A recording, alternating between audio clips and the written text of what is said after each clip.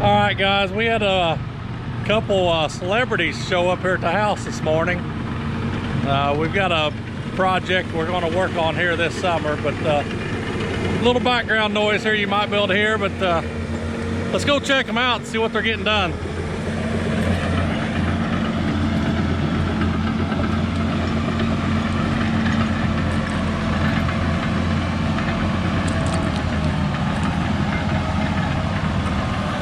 Looks like we got Dirt Perfect on the 850 this morning, and got Jerry on the D4. I don't know if Mom's gonna be too happy what they did to her yard or not.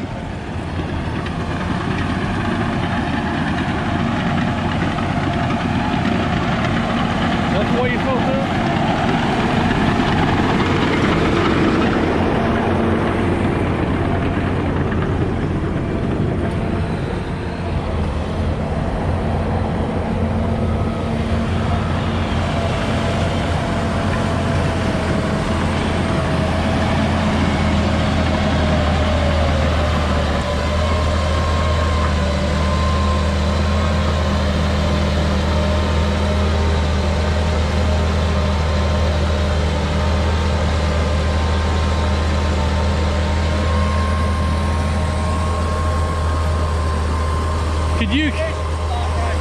What's your job? My job?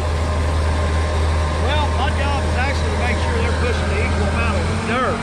And Gary's on that D4. It looks like he's pushing forward. Well, I question that. Yeah. So you're using your Boilermaker supervisor skills here? Yes. Okay. Yes, I'm just lacking on the radio. Okay. Yep.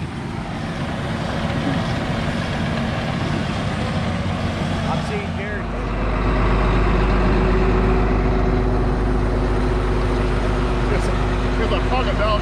What are you doing? I thought you were supposed to be running a dozer. Oh, yeah. I still think Jerry's pushing more dirt with the D4 than what you have with the 850. You don't get sidetracked like I do. Oh, okay.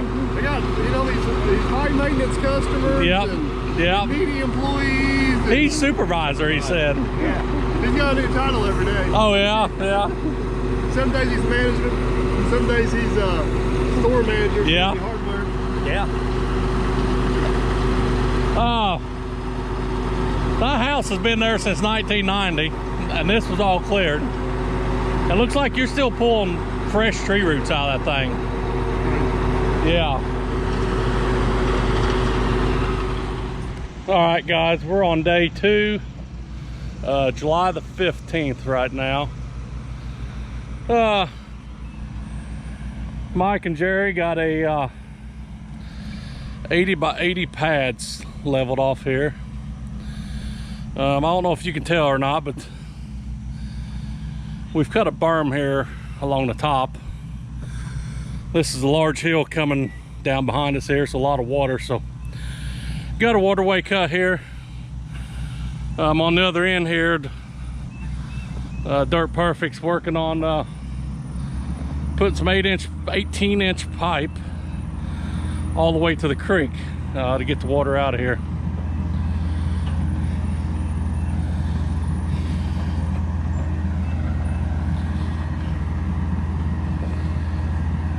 He's being informed this is the last job for the Hyundai. It's leaving town tomorrow morning, so we get one more job out of it. Man behind the scenes is in the skid steer, bringing some pipe up here, and we'll get started. We're going to finish taking this waterway head out to the road there, and put the fence back up over here. Well, we're back at the bin site today, putting up a brand new grain bin. That'll be the first grain bin we've got for our farm here. So Dirt Perfect was in here a couple weeks ago and leveled out the pad. Be like the 3rd week of July he was here. Now we're 2nd week of September, and we've got action. So let's see if we can sneak over here and see what these guys are doing today.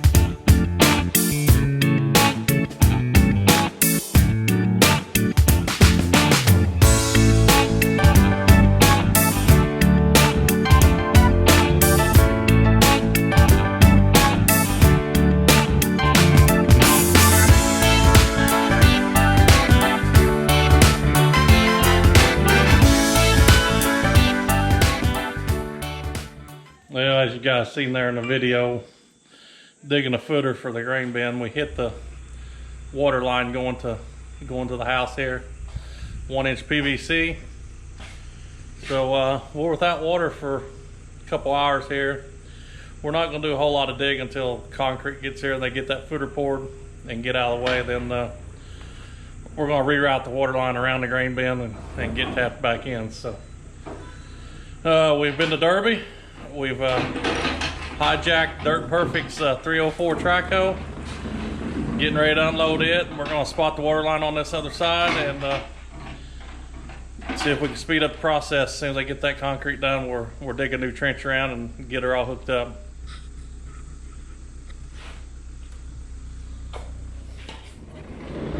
I am being told this is the Traco I get to use, and they're going to try to run Mikey's Traco, so we'll see how that works out for him.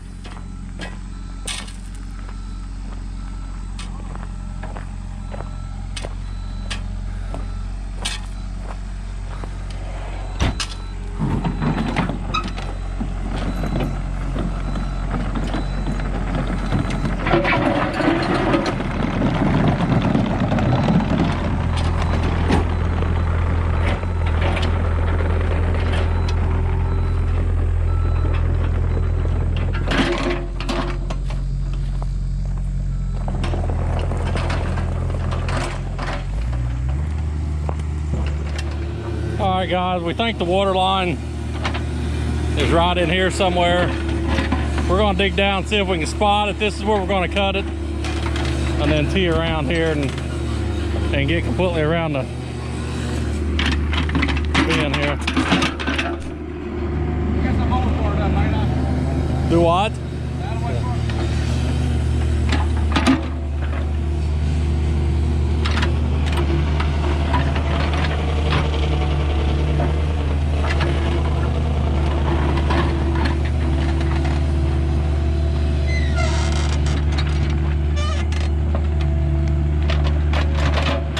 Alright guys, we didn't, I was sure thinking this water line was about 4 foot deep, and boy, we're lucky to be 2 foot deep here, so we already hit it again. We're gonna dig back beside it here and find the next joint and cut it off and start repairing. Alright guys, still Friday. The concrete crew showed up this morning, got the footer dug. Rebar tied in, grade stakes in. Time to pour some concrete here Friday evening.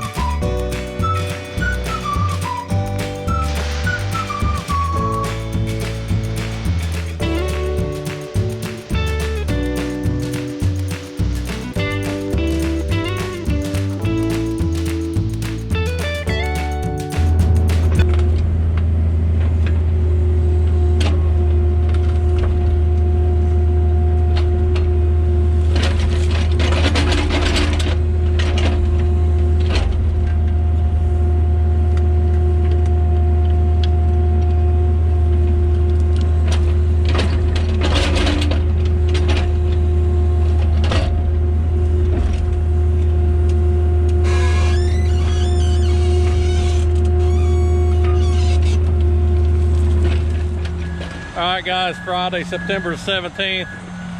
I just got in from bringing the combine back from the shop at Jasper, and we are back on the bin site this morning, pouring the walls and pouring the floor today. We've got concrete trucks everywhere, so I think they're looking close to about 70 yards of concrete in this pour today. So one truck's done been here and gone. We got 3 trucks on location right now, and I think we've got 4 more coming, but they're all supposed to be back to back. Definitely don't want no code seams in this, so they are pouring the concrete down this morning. See how they do this, get it scratched off, get it troweled out. I'll keep you guys around.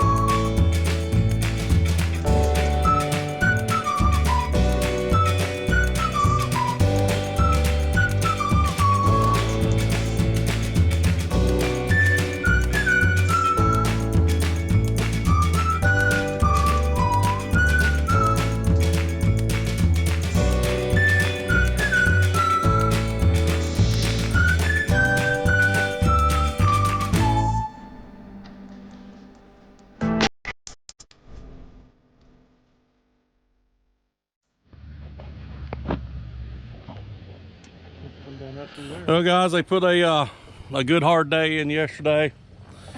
Got 2 rings on. Got all the roof set up there. They've got a lot of the detail on the roof done, but they've got a lot to do on the roof. They said they don't even know if they will go up any today. They've got a lot of detail yet to do. A lot of stuff to do inside yet, so we'll jump in there here in a minute and see what it looks like inside. But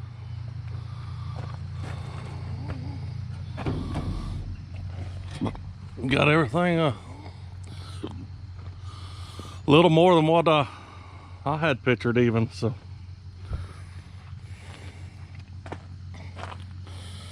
Looks like they've got the anchor bolts epoxied in. They're ahead of the game there, so when they get there to bolt that down.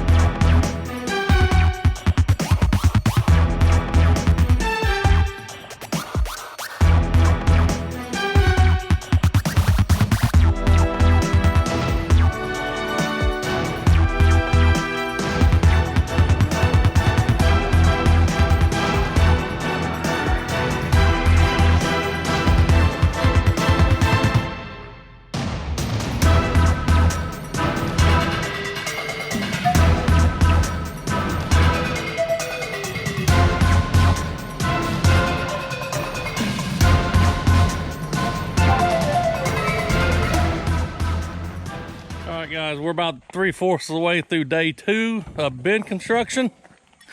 Center support has come out, and we've just about got liftoff, ain't we?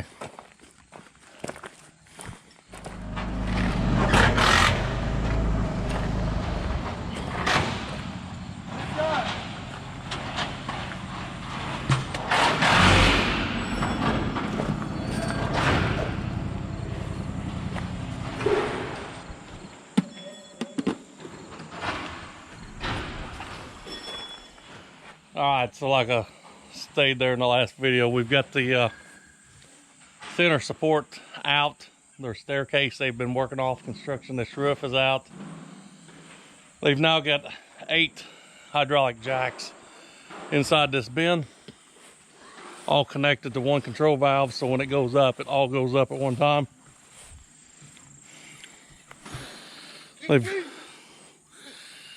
got all their stuff staged on the outside where it needs to be. This bin does have stiffeners on it, so that's what all these piles is, stiffeners on the outside. They're getting all the bolts tight here on these first 2 rings, and then we'll be going up and got 13 more rings to add onto her.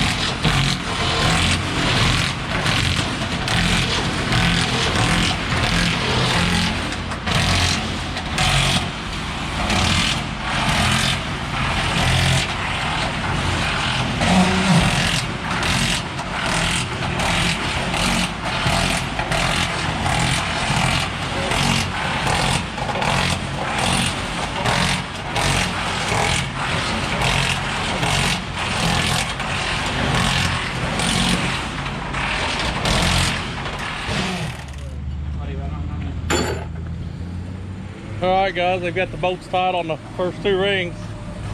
Sure didn't take long for professionals to do something like that. Is that the hydraulic pump fired up now? Yep, let's go. I think we're getting ready to go up now.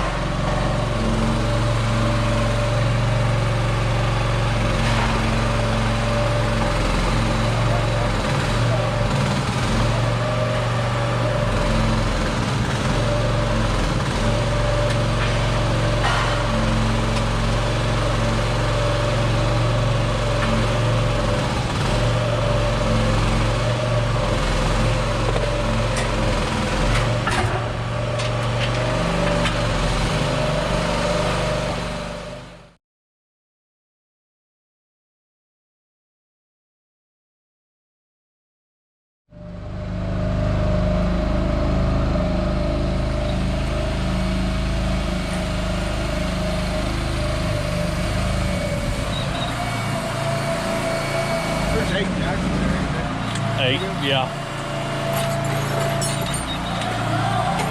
They don't like pushing all 8 of them. It's hard to tell how fast that thing's going on camera.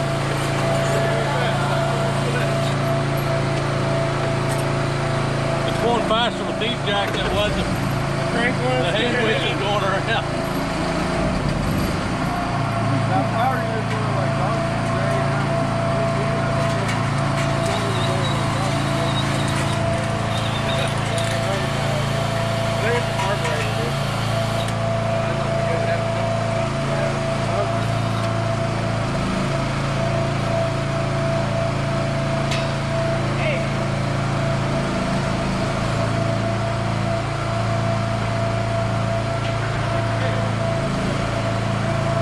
Pretty close right there.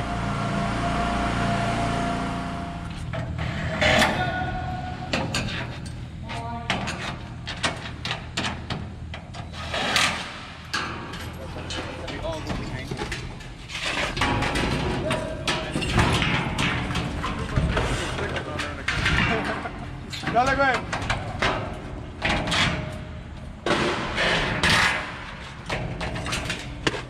Like you said, you're too high over here on this side now. Yeah. But typically when you go up, your first couple rings are going to be ugly. There's no weight to it. Yeah. Then it's a little bit chunkier. You level it up. Not even general questions, but Just questions about life. no, I got a few things picked out here. So we bought this bin through Ripco, but you guys all have D&K contracting on your shirts. So you guys are a subcontractor, just installing the shell of the bin then, correct? Correct. Putting it up. And where are you located out of? Springfield, Ohio. Springfield, Ohio. That's just outside of Dayton? Yep. Yeah. About 30 minute drive. Yeah. How long you been putting up grain bins? About 4 years. How long you been at it? 6 years. 6 years. So a little bit of experience with it, ain't it? A little bit. I don't know. Now this is kind of a seasonal type thing though, ain't it? Yeah. So this is probably one of your last bins for the year, or We still got like 3 more? Yeah, I would Okay. say 3 more. 3 or 4. But when I was talking to you earlier, you guys said you've done been to Texas? Texas, Georgia, Been to Georgia? Louisiana. Missouri. Little bit of traveling, huh? Delaware. We've been Delaware. Been to Delaware too. Woo. Yeah. Virginia. They need grain bins everywhere in the United States, I guess. So this is a 48-foot, 15 ring. You're around an 8-man crew here.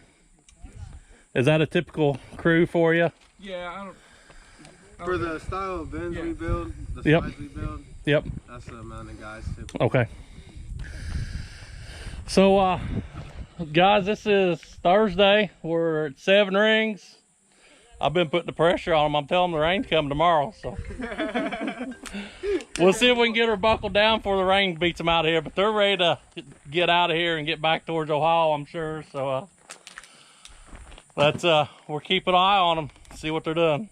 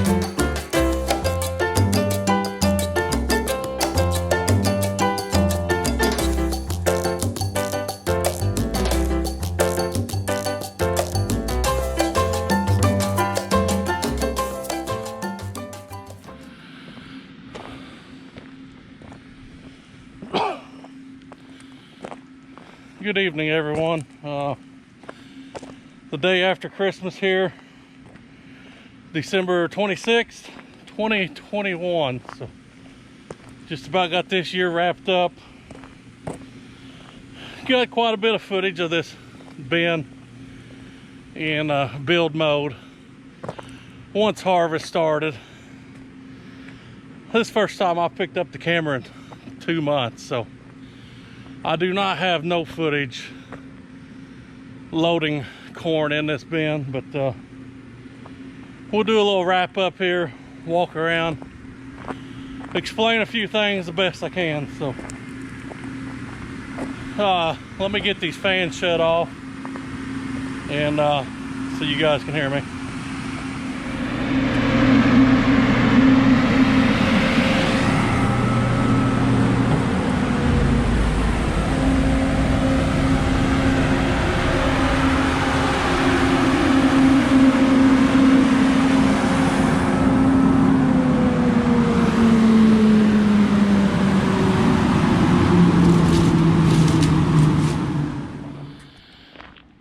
I don't know what I've explained or what I haven't explained, but this is a Brock bin, 48-foot diameter, 15 rings high,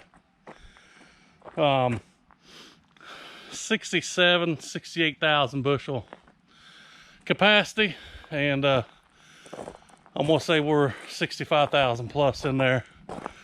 We'll go up here in a minute and look at it, but we do have it full. This thing is, every motor on here is running 480 volt 3-phase. Way above and beyond what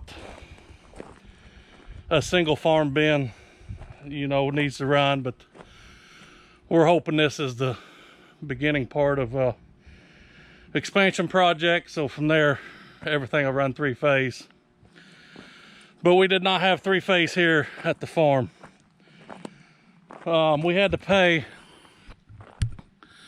REC to upgrade single phase overhead line to 3-phase, 0.8 of a mile down the road up to this last pole here. There it's underground, but from that pole it goes single phase just like it was everywhere else. So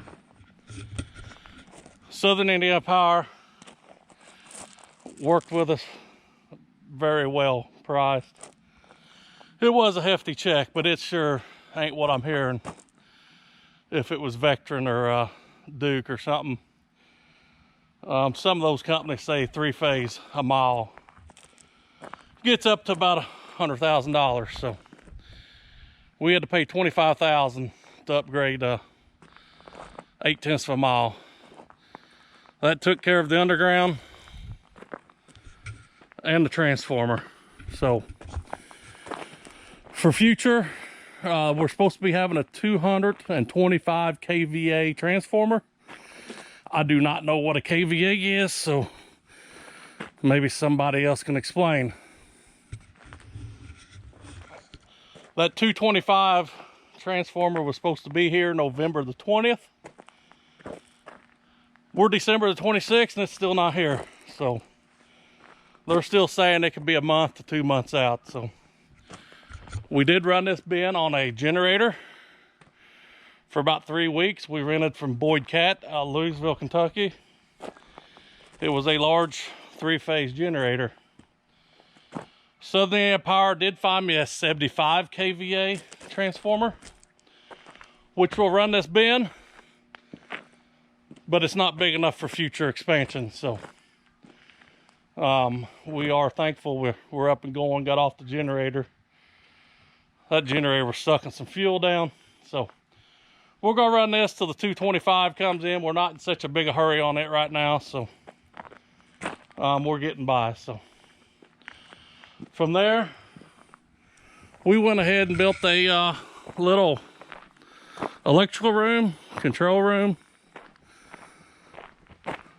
Like I said, I don't know, way above and beyond for a single bin, but we're kind of looking in a 10-15 year master plan for future expansion. So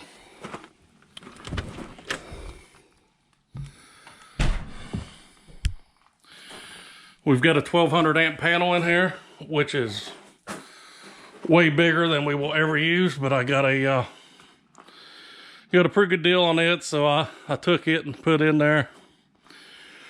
We got another step down transformer, so that's going to take that from 480 volt to 240 volt. So we can run our regular 110 stuff or 240 volt stuff too. So the 110 panels in the box back here, it has not been hooked up or run yet. So went ahead and put a shelf in here.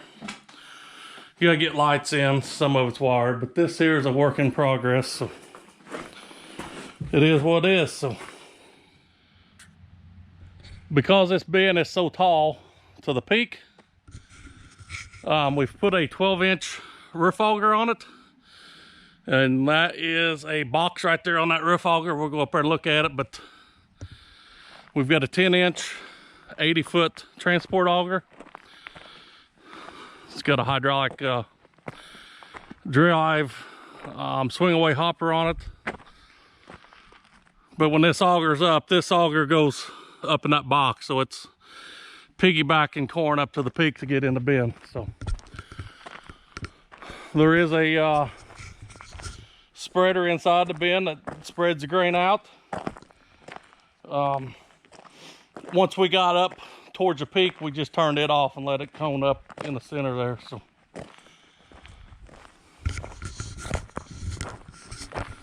these fans I just shut off, I think they're 27-inch, if I remember right. Centrifugal fans, squirrel cage fans. 15 horse motors on these things. So 2 of them, I turned them off so you could hear me. One, once we go in up there, you can't hardly get in the door up there. With 65,000 bushel of corn, there's a lot of air moving up that thing. So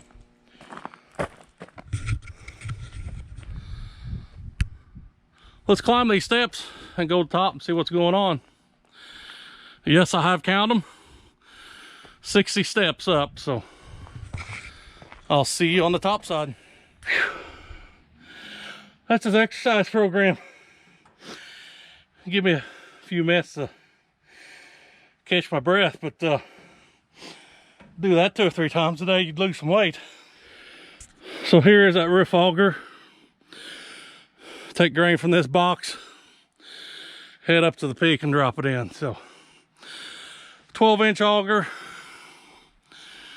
I think it's 10-horse motor running that. So right here at the eave of the roof we're standing, we're at 41 feet, 42 feet above ground level. So getting up there. So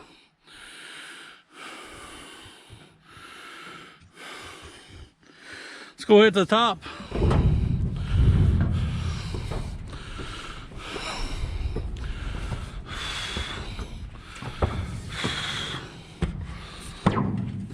Oh, make sure we don't fall off this dang thing.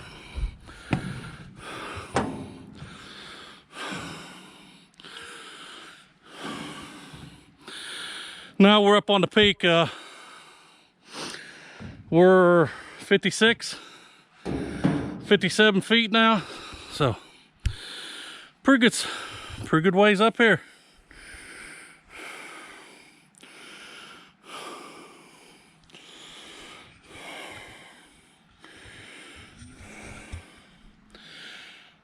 I'll take you back down to the platform here and we'll go in the bin, take a look around inside. It might be too dark to see anything in there though.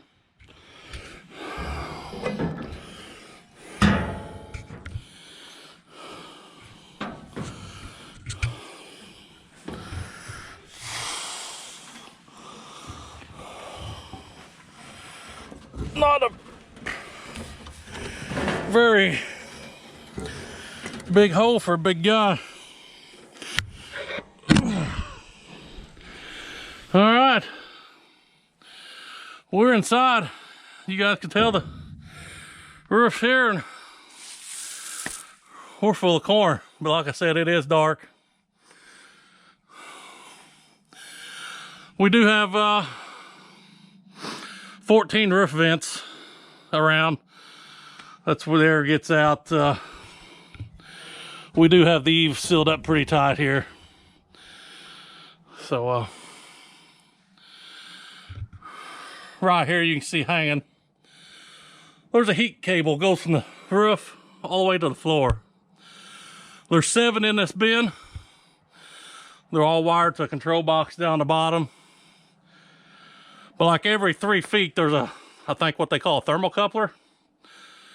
So we're checking the temperature of the grain. Wet grain with no air moving through it will heat up. Once it starts heating up, it will rot. So from what I've been told or what little I know about grain bins, this is our first year experience. If we can keep it cool, we're doing pretty good shape. So we were 70 degrees yesterday. I have not checked it for a couple days, but most of the corn was in here 30 to 45, 50 degrees. So, you know, we're good holding temperature there. The more air we can blow through here, we can get some moisture off of this. Most of this was put in here at 17 or 18% moisture. The elevators dock you anything over 15. There's a couple loads in here at 20%. So like yesterday went 70 degrees. We've been blowing air through it all day. So that's the first time the fans have been shut off in about a week. So just keep air blowing through it and try to get some of that moisture blowed out of this corn. See if we can get it down to 15. But we'll find out here in about 2 weeks and see what we're doing.